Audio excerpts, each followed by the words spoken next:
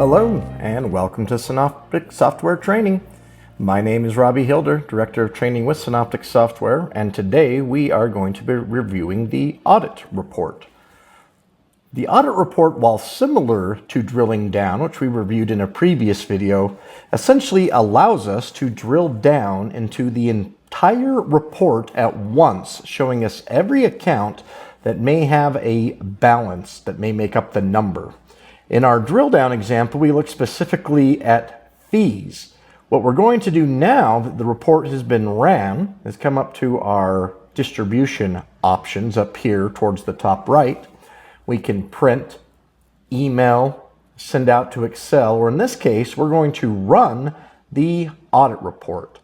Once we run the audit report, that will generate on a separate tab. And this, once again, is going to show us every single account, including zero balance accounts that can make up a particular number.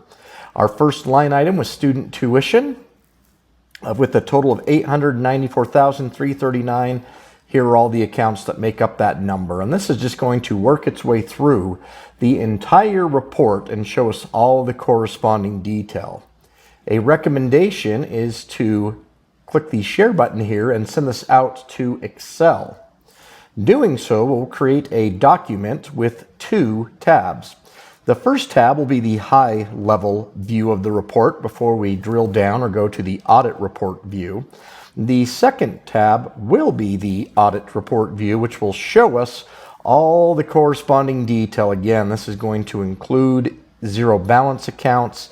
This is thousands of rows of detail, and this functionality is built into any report that you currently have in Synoptix or will build in Synoptix. So again, once the report has finished running, go towards the top right, select Audit Report. It will then generate, and you can send that out to an Excel spreadsheet. This has been a review of the audit report functionality. Please join us for future training videos. Have a great day.